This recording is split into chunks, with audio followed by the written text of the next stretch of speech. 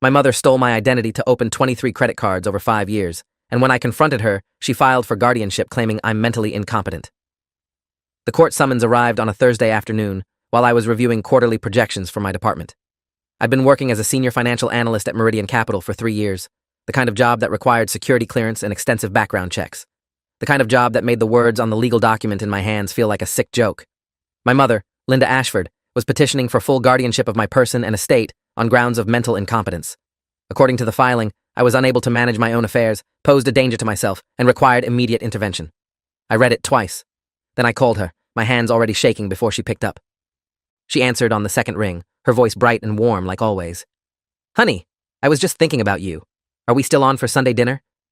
I stared at the legal document on my desk, at her signature on the bottom, notarized and official. "Mom, what the hell is this?" There was a pause, just a beat too long. "What's what, sweetheart?" The concern in her voice sounded so genuine it made my stomach turn. "The guardianship petition, the one claiming I'm mentally incompetent." Another pause. "Oh, Daniel, I was hoping to talk to you about this in person. This is exactly why I filed it, honey. You're not thinking clearly. You haven't been for months." My office suddenly felt too small, the air too thick. "I'm not thinking clearly? Mom, I have a master's degree in finance. I manage a team of 8 people. What are you talking about?" She sighed, that patient, long-suffering sound she'd perfected over the years. "Daniel, I know this is hard to hear, but you've been showing signs. The paranoia, the accusations, the erratic behavior. I've been documenting everything. I have witnesses. Your father is very worried." My father had been dead for 6 years. He died of a heart attack when I was 23, left us the house in Riverside with a small life insurance policy that Mom used to pay off the mortgage. I felt something cold settle in my chest. "Dad's dead, Mom. He's been dead since 2018. There was no pause this time. "See? This is what I'm talking about. These episodes. Your father and I have been very concerned about your delusions. We think you might need to be hospitalized for evaluation." I hung up. My hands were shaking so badly I had to set the phone down. I pulled up my credit report on my computer, something I did quarterly as part of my financial planning routine. I'd checked it 3 months ago and everything had been perfect.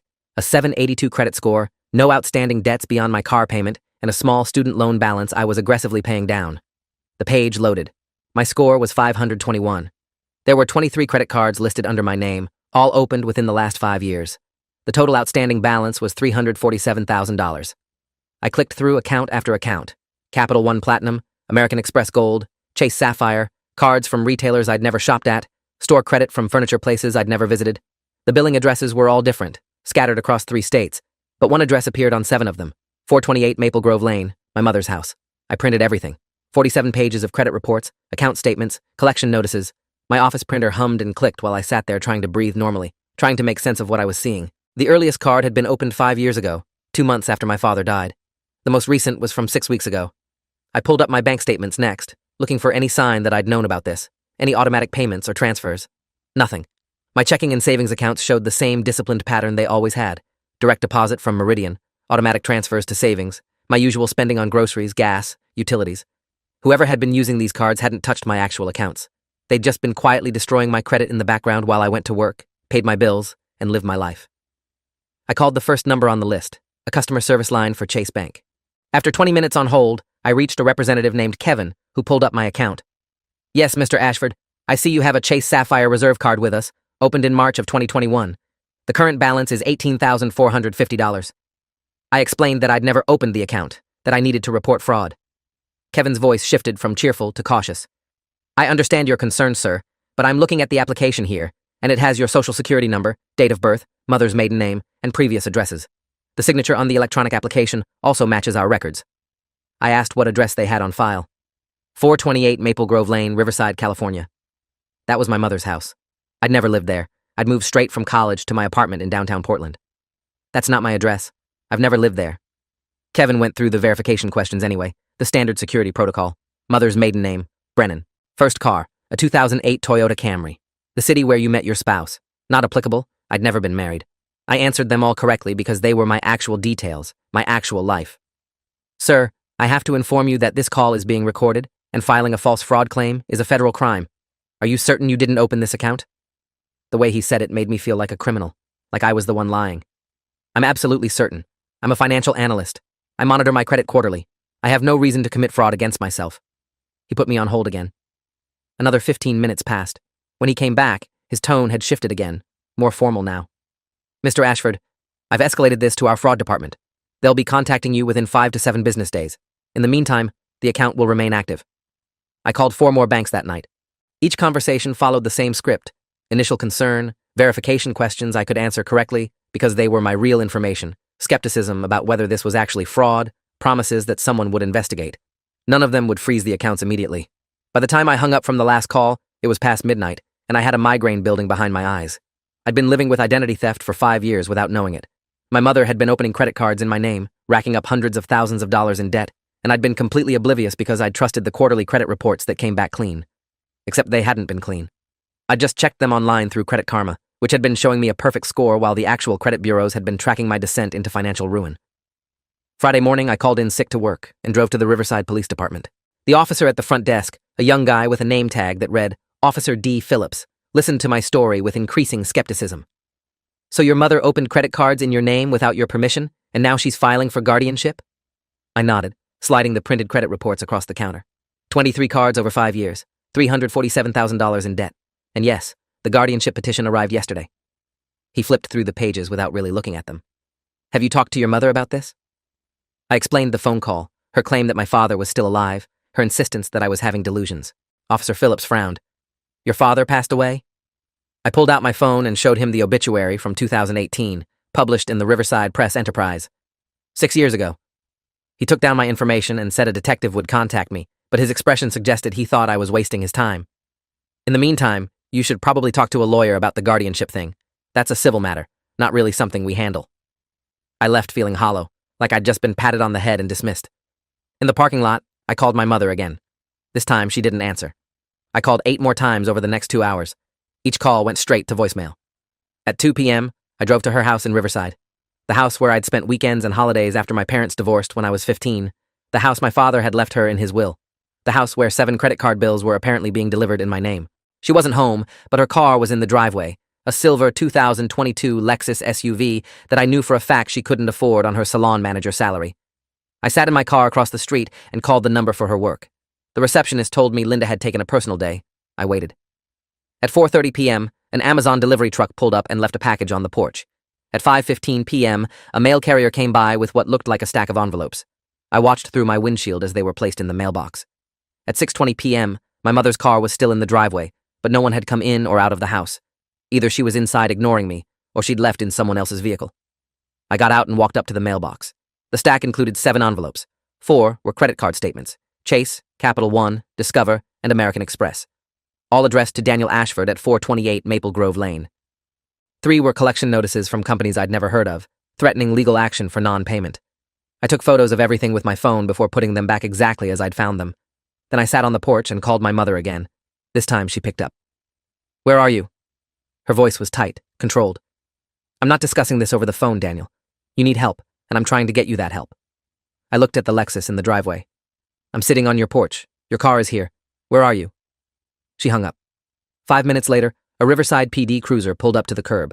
The officer who got out was older than Phillips, maybe mid-50s, with gray hair and the kind of weathered face that suggested he'd seen everything. His name tag read Sergeant R. Kowalski. Daniel Ashford? I stood up from the porch, my stomach dropping. That's me. He walked toward me with his hand resting casually on his belt, not threatening but ready. I got a call about someone trespassing. The homeowner says you've been harassing her. I explained who I was, that Linda was my mother, that I was here because she'd stolen my identity and was now trying to have me declared mentally incompetent. Kowalski's expression didn't change. Do you have any proof you're her son? I showed him my driver's license, then pulled up photos on my phone, family pictures from holidays, old photos of me as a kid with my mom and dad. He looked at them without comment. The homeowner says you've been making false accusations, that you're experiencing some kind of mental health crisis. She's very concerned about you. I felt something crack in my chest. She told you I'm crazy? Kowalski's voice was neutral, professional. She says you've been having delusions, making paranoid accusations, and she's in the process of getting you psychiatric help. She also mentioned that your father is very worried. I pulled out my phone again and showed him the obituary. My father died 6 years ago. She told me on the phone yesterday that he was alive and concerned about me. That's not a delusion. That's her lying to make me look incompetent. Something flickered in Kowalski's eyes, a brief moment of uncertainty. He looked at the obituary, then back at me. She said your father was alive? I nodded. And she's filed for guardianship claiming I can't manage my own affairs, while simultaneously she's been opening credit cards in my name. I have $347,000 in fraudulent debt. I showed him the credit reports on my phone. He scrolled through them slowly, his expression still neutral, but more focused now. These are all in your name? I explained the whole thing. The quarterly checks that had shown nothing wrong, the discovery yesterday when I pulled my actual credit report, the addresses that led back to this house. Kowalski was quiet for a long moment. Then he said, I'm going to need you to come down to the station and file a formal report. This is beyond what I can handle with a trespassing call. He walked back to his cruiser and spoke into his radio for several minutes. When he came back, he had a business card. Detective Amy Brennan handles financial crimes. She'll be at the station tomorrow morning at 9 a.m. I'm going to file my report tonight saying this appears to be a civil and potentially criminal matter, not a mental health issue. I drove home in a daze. That night, I couldn't sleep. I lay in bed going through every conversation I'd had with my mother over the past 5 years, every holiday dinner, every phone call. She'd been so supportive when I got promoted last year, so proud when I bought my car, so interested in my financial planning. She'd even given me advice about managing my credit score, told me that checking it too often could hurt it, that I should only pull it once or twice a year. I'd trusted her because she was my mother. Because you're supposed to be able to trust your mother. The woman who had raised me, who had comforted me when my father died, who had told me she was proud of the man I'd become. She'd been systematically destroying my financial future while smiling at Sunday dinners. Saturday morning, I drove back to the police station. Detective Amy Brennan was waiting in a small conference room with a digital recorder and a notepad. She was in her early 40s, with dark hair pulled back in a tight bun and the kind of sharp, assessing eyes that made me feel like she was cataloging every detail. Mr. Ashford, I've read Officer Phillips' initial report and Sergeant Kowalski's follow-up. I need you to walk me through everything from the beginning. I spent 2 hours telling her the whole story. She interrupted occasionally to ask specific questions, dates, amounts, exact phrases my mother had used. She wanted to see the credit reports, the court summons, the photos I'd taken of the mail. She wrote everything down in shorthand that I couldn't read. When I finished, she sat back and tapped her pen against the notepad. This is complicated, she said finally. Identity theft cases are hard enough when it's a stranger. When it's a family member, they get exponentially more difficult. Your mother had legitimate access to your personal information. She can claim you gave her permission, that you knew about the cards, that you're now having regrets or a mental health crisis. I started to protest, but she held up a hand. I'm not saying I believe that. I'm telling you what her defense will be. And the guardianship petition strengthens her position. She's claiming you're incompetent, which means she can argue that you don't remember giving her permission, that you're confused, that you need help. My hands were clenched in my lap. So what do I do? Brennan looked at me for a long moment. You need to do 3 things immediately. First, hire a lawyer to fight the guardianship petition. Second, file a formal identity theft report with the FTC. Third, dispute every single fraudulent account with the credit bureaus. She slid a form across the table. This is your affidavit of identity theft for our records. Fill it out completely. I'll start my investigation, but I need you to understand. This could take months, years even. Financial crimes are resource intensive, and the DA's office is selective about which cases they prosecute.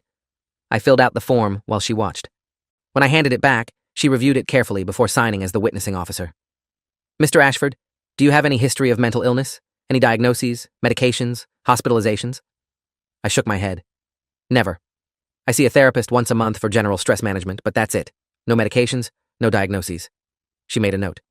I need that therapist's name and contact information, and I need you to get a full psychiatric evaluation from an independent psychologist as soon as possible.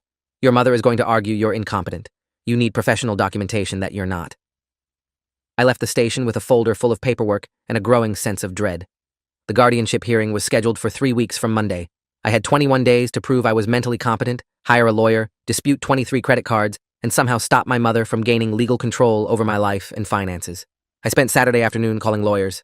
The first 4 didn't handle guardianship cases. The 5th, a woman named Rebecca Thornton with a firm in downtown Portland, agreed to meet me on Monday morning. Sunday, I was supposed to have dinner at my mother's house.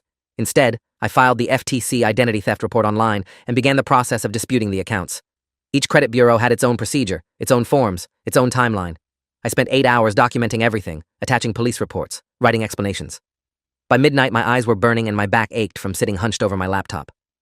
Monday morning, I met Rebecca Thornton in her office on the 12th floor of a glass building with a view of the Willamette River. She was in her late 50s, with silver hair and glasses that made her look like a particularly intimidating professor. I gave her everything: the credit reports, the court summons, the police reports, the timeline. She read through it all without speaking, making occasional notes on a legal pad. When she finished, she looked up at me with an expression I couldn't quite read. Your mother is playing a very dangerous game, she said.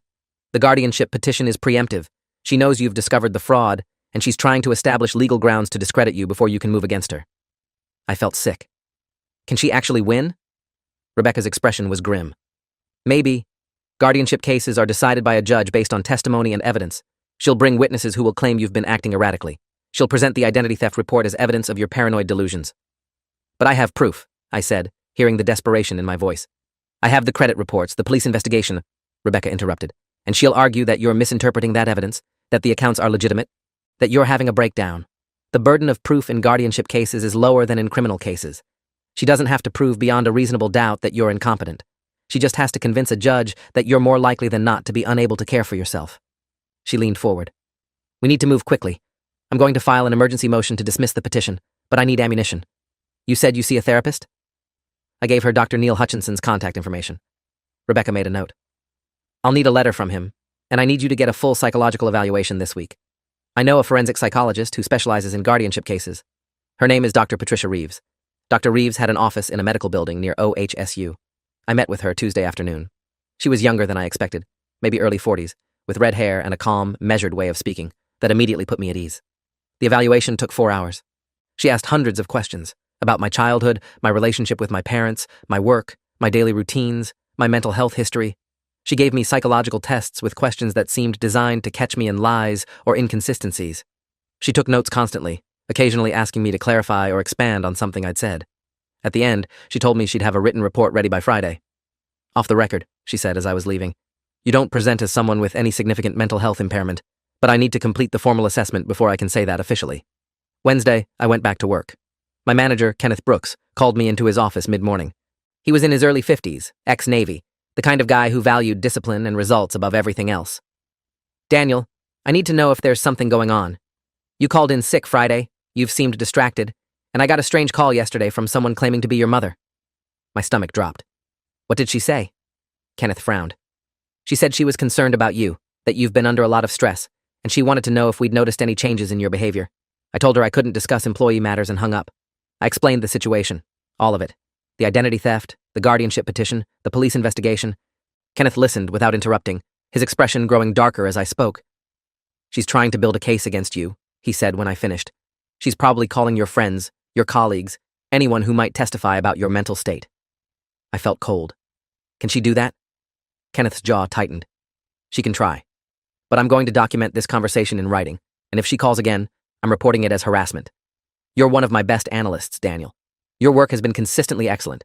If anyone asks me about your mental competence, I'll tell them you're one of the most reliable people on my team.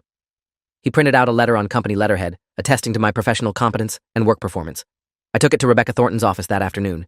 She added it to a growing file of evidence. Dr. Hutchinson's letter confirming I had no mental health diagnoses, Dr. E. Reeves' preliminary assessment, Kenneth's letter, bank statements showing responsible financial management. Thursday afternoon, Detective Brennan called. I've been going through your mother's financial records. It took some work to get the warrants, but I wanted you to know we're making progress. My hands tightened on the phone. What did you find? There was a pause, and I could hear papers shuffling. Your mother's been living well beyond her reported income. The Lexus is leased, but the lease payments are $850 a month. She's made cash deposits totaling over $180,000 in the past 5 years, always in amounts under $10,000 to avoid reporting requirements. She's taken 3 international vacations in the past 2 years, and she's been making minimum payments on the credit cards in your name, which is probably why you didn't notice anything wrong until recently. I closed my eyes. She's been using my credit to fund her lifestyle. Brennan's voice was hard. That's what it looks like, but proving it in court is going to take time. Friday. I got Dr. Reeves's full psychological evaluation. It was 18 pages of clinical language that basically said I was mentally sound, psychologically stable, and showed no signs of any condition that would impair my ability to manage my own affairs. Rebecca filed it with the court, along with her emergency motion to dismiss the guardianship petition. The hearing was scheduled for the following Monday. I spent the weekend preparing my testimony with Rebecca. She warned me that my mother would likely have witnesses, friends from her salon, maybe neighbors, people who would testify that I'd seemed agitated or paranoid. They might be telling the truth as they see it, Rebecca said. Your mother has probably been laying the groundwork for months, making comments about your mental state, expressing concern. People believe what they're told, especially by someone they trust. Monday morning, I put on my best suit and drove to the courthouse. Rebecca met me outside the courtroom. My mother was already there with her lawyer, a slick-looking guy in his 30s named Craig Morrow. She was wearing a conservative dress and minimal makeup, looking like the concerned, long-suffering parent. When she saw me, her face crumpled into an expression of grief and worry that would have been convincing if I didn't know the truth. The judge was a woman in her 60s named Judge Barbara Kemp. She reviewed the case file with a neutral expression before calling the hearing to order. Craig Morrow spoke first, laying out his case. My mother had been concerned about my behavior for months. I'd been making wild accusations, exhibiting paranoid delusions, claiming my deceased father was alive, filing false police reports. She'd tried to get me help voluntarily, but I'd refused. She was filing for guardianship as a last resort to protect me from myself. He called his first witness, a woman named Jennifer Sullivan who worked with my mother at the salon. She testified that my mother had been very worried about me, that she'd mentioned I'd been making strange accusations and seemed to be having some kind of breakdown. "Linda is a wonderful person," Jennifer said. "She just wants to help her son." Rebecca cross-examined her. "Ms. Sullivan, has Linda Ashford ever told you that Daniel's father is alive?" Jennifer frowned. "Well, she talks about her ex-husband sometimes, but I don't Rebecca cut her off. "Has she ever told you specifically that Daniel's father is currently alive and concerned about his mental health?" Jennifer shifted uncomfortably. I don't remember her saying that specifically." Rebecca pulled out the death certificate. "Daniel's father died in 2018. His obituary was published in the Riverside Press Enterprise. Were you aware of that?" Jennifer looked confused. No, I thought..." Rebecca moved on. The next witness was a neighbor, an older man named Robert Fletcher, who lived 3 houses down from my mother. He testified that he'd seen me sitting in my car outside her house for hours, that I'd seemed agitated and unstable. Rebecca asked him if my mother had ever mentioned that I was her son. "Well, no," he admitted. "She said someone had been watching her house, that she was worried about a stalker." Rebecca entered the police reports from that day into evidence. "Mr. Fletcher, these reports indicate that Officer Kowalski determined this was a civil matter involving family members, not stalking. Did you witness any threatening behavior from Daniel?" Fletcher hesitated.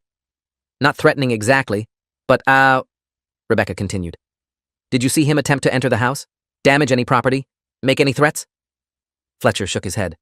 "No, but he was just sitting there." Rebecca's voice was sharp. "Sitting in a car on a public street, which is not illegal." Craig Morrow called my mother to the stand. She testified about her concerns, her voice breaking with emotion as she described her fear that I would hurt myself, her desperate attempts to get me help. "He's not the son I raised," she said, tears streaming down her face. "Something is very wrong, and I can't stand by and watch him destroy his life." Rebecca's cross-examination was brutal. She started with the phone call where my mother had claimed my father was alive. "Mrs. Ashford, isn't it true that on the phone with your son, you stated that your father and I have been very concerned about his delusions?" My mother hesitated. I don't remember saying that exactly." Rebecca played the recording. I'd recorded the call on my phone, and her voice came through clear and damning. "Your father and I have been very concerned about your delusions. We think you might need to be hospitalized for evaluation." The courtroom went silent. Judge Kemp's expression hardened. Rebecca continued. "Mrs. Ashford, isn't it true that you've opened 23 credit cards in your son's name over the past 5 years?" My mother's lawyer objected, but the judge overruled him. My mother's face had gone pale. "I don't know what you're talking about." Rebecca entered the credit reports into evidence. "These accounts were all opened using Daniel's social security number and personal information. 7 of them list your address, 428 Maple Grove Lane, as the billing address." My mother's voice shook. "That's not possible. Daniel must have a..." Rebecca interrupted. "Must have what? Opened credit cards at your address without your knowledge? Mrs. Ashford, Detective Amy Brennan of the Riverside Police Department is currently investigating you for identity theft and fraud. Would you like to revise your testimony?" My mother's lawyer called for a recess. Judge Kemp denied it. Rebecca pressed on. "Mrs. Ashford, you've made cash deposits totaling over $180,000 in the past 5 years, correct?" My mother didn't answer. Rebecca entered the bank records Detective Brennan had provided. "These deposits were always under $10,000, which conveniently avoids federal reporting requirements. Can you explain where this money came from?" My mother's voice was barely audible. I saved it." Rebecca's voice was cold. "On a salon manager's salary of $48,000 a year? You saved $180,000 while also leasing a $850 per month Lexus and taking 3 international vacations?" "Mrs. Ashford, the math doesn't work," Judge Kemp interrupted. "Mrs. Ashford, I'm going to ask you directly. Did you open credit cards in your son's name without his permission?" My mother looked at her lawyer. He was frantically whispering something, but she just sat there, her face crumbling. Rebecca called me to the stand. I testified about discovering the debt, filing the police report, my conversation with Detective Brennan. I was calm, factual, detailed. Rebecca entered Dr. Reeves's psychological evaluation, Dr. Hutchinson's letter, Kenneth Brooks' employment attestation. She showed the judge my bank statements demonstrating responsible financial management, my work performance reviews, my educational credentials. When Craig Morrow cross-examined me, He tried to rattle me with questions about my mental state, my stress levels, my relationship with my mother. I answered each question directly and without emotion. By the time I stepped down, Judge Kemp's expression had shifted from neutral to something harder, angrier. She reviewed the evidence in silence for what felt like an hour, but was probably only 5 minutes. "Mrs. Ashford," she said finally, "this court finds no evidence that your son is mentally incompetent. In fact, the evidence suggests quite the opposite. Your petition for guardianship is denied." My mother's lawyer started to stand, but Judge Kemp held up a hand. "I'm not finished. Mrs. Ashford, the evidence presented today suggests you may have committed serious crimes against your son. I'm referring this matter to the district attorney's office for potential criminal prosecution. In the meantime, I'm issuing a restraining order prohibiting you from contacting your son or accessing any accounts in his name. This hearing is adjourned." My mother stood up, her face pale and shocked.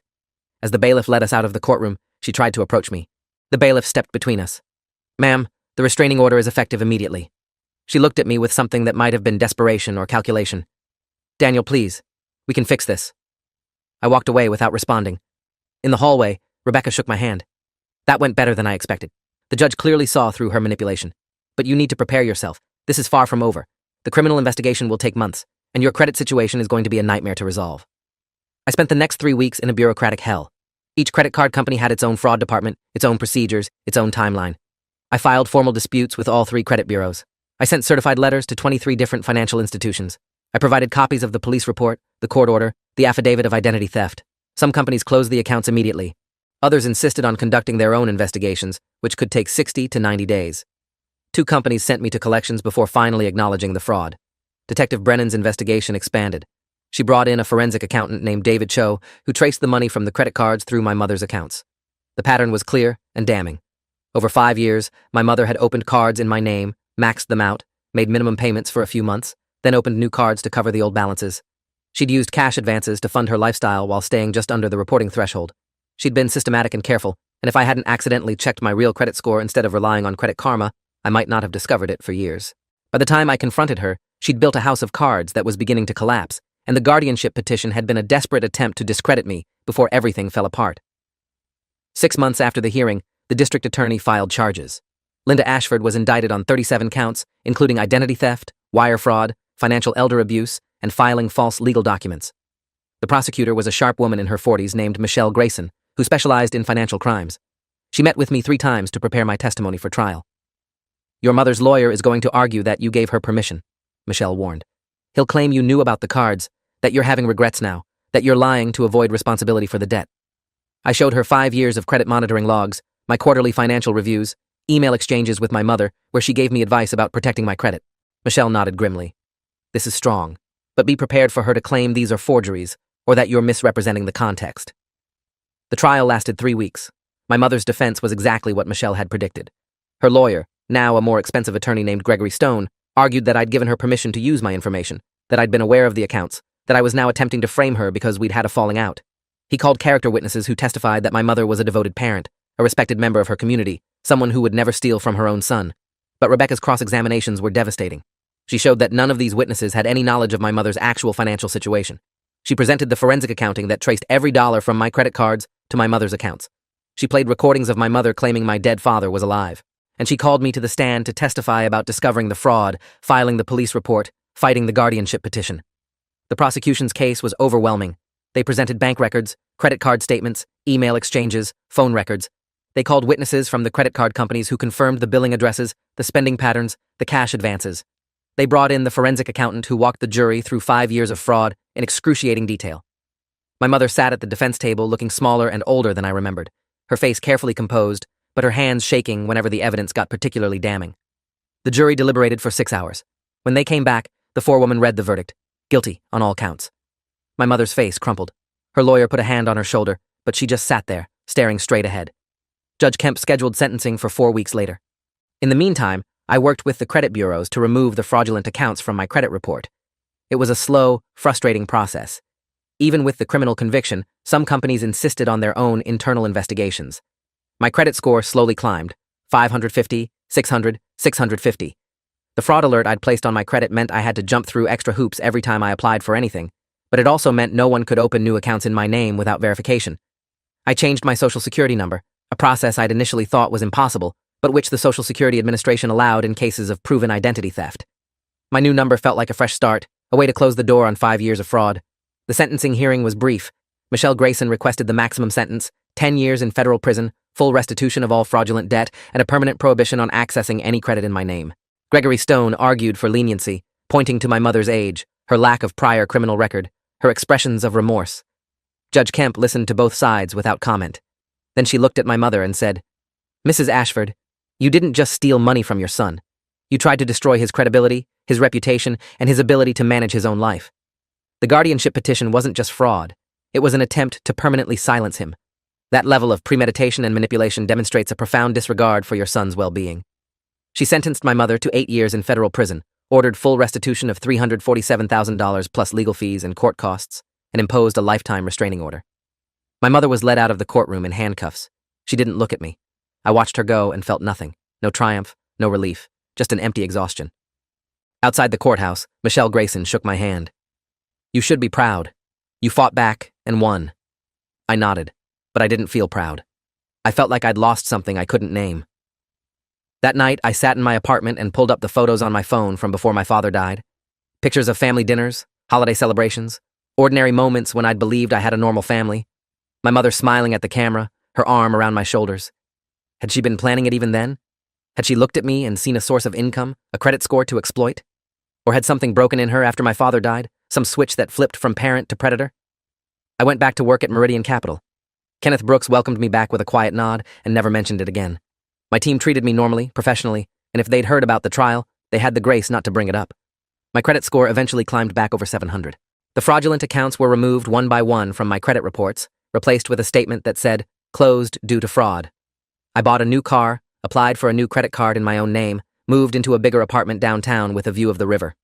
On paper, my life recovered. But there were things that didn't recover. I changed therapists because Dr. Hutchinson kept wanting to talk about my mother, about forgiveness and healing, and I wasn't ready for that.